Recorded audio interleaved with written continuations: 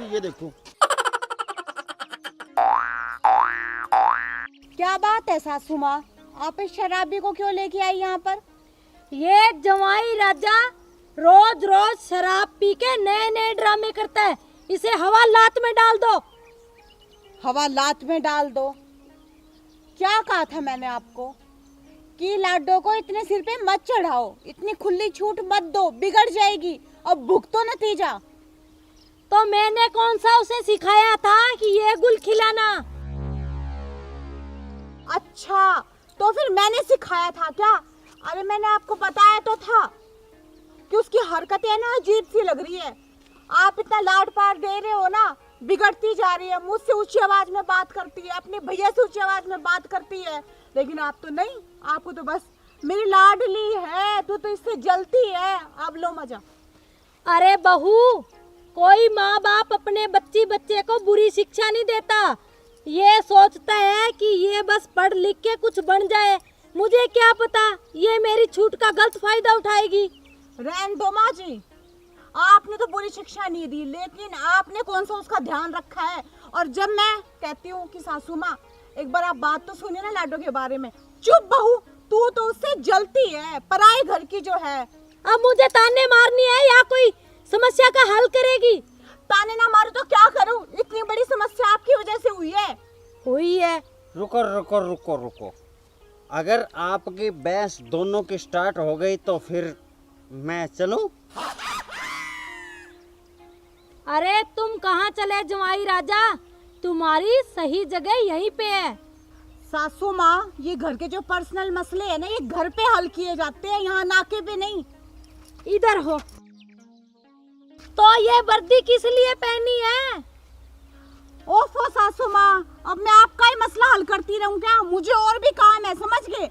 आपके ये जो लफड़े है ना, इन्हें हल करने के लिए नहीं पहन रखी है वर्दी, लोगों की सेवा करने के लिए पहन रखी है। अच्छा, मैंने तो आज तक किसी की सेवा करते हुए देखा नहीं। जब देखा है मेरे काम में टांग अड़ाते हुए देखा है। लो हवलदार, कर लो बात अब। मैडम जी सही कह रहे हैं, और आप मेरी एक बात सुन लो, यहाँ पे आपका पति रामफल नहीं खड़ा, राहुल कुमार हवलदार खड़ा है। अच्छा, तो राहुल कुमार जी, मेरी बात कान खोल के सुन लो। मेरा नाम भी रसबरी है, रसबरी, समझे? अगर ज्यादा हवा में उड़ने की कोशिश की ना तो अपना हिसाब किताब लगा लेना। ओ माँ जी, क्या कर रहे हो? पुलिस वाले के सामने ही दूसरे पुलिस वाले पे रौब दिखा रहे हो, धमकी दे रहे हो उसे। कम से कम ढंग से तो बात कर लो। और मैंने कौन सी इसको गाली दी है? ढंग से ही तो समझा रही हूँ, वो भी प्यार से। हाँ, ये प्यार से है। एक तो आपकी जबान चलती है चपड़ चपड़, दूसरे आपके हाथ, और एक उतना ऊंचा बोलोगी आप, धमकी ना तो और क्या प्यार दिखेगा? अगर आपका 2020 मैच शुरू हो गया तो फिर मैं चलूं? जा। अगर यहाँ से हिले ना तो इतना जोर से मारूंगी कान पे कि तुम्हारी नानी याद आ जाएगी। जब मामला आपने सुलझाना है तो यहाँ पे इसे लेकर आए क्यों? हाँ, तुम तो कह रही हो अपना मामला खुद सुलझाओ। माँ जी, अभी आपका ना जमाई राजा, समझ गए? अब तो आपको झेलना ही पड़ेगा। बोलो, जुआई की कोई इज्जत ही नहीं है, क्या करें? यहाँ चुपचाप होके खड़ा रहे, समझा? जवाई के भी रहने के तौर तरीके होते हैं घर में, समझी? माँ जी, अगर भाग के शादी करेंगे ना तो ऐसे ही तौर तरीके मिलेंगे, कोई PhD MA किया हुआ जवाई राजा नहीं मिलेगा। हाँ, तुम तो कोई मौका मत छोड़ो मुझे ताने कसने का। मैं बॉक्सिंग का चैंपियन हूँ, चैंपियन, और आपकी लड़की भी चैंपियन है जुबान की, आपकी तरह। इसीलिए तो हम दोनों में प्यार हुआ है। तो फिर मैं चलूं? तुम कहाँ चले जवाई राजा? तुम्हारा तो सुधार सेंटर यहीं पे है, यहाँ से हिलना मत।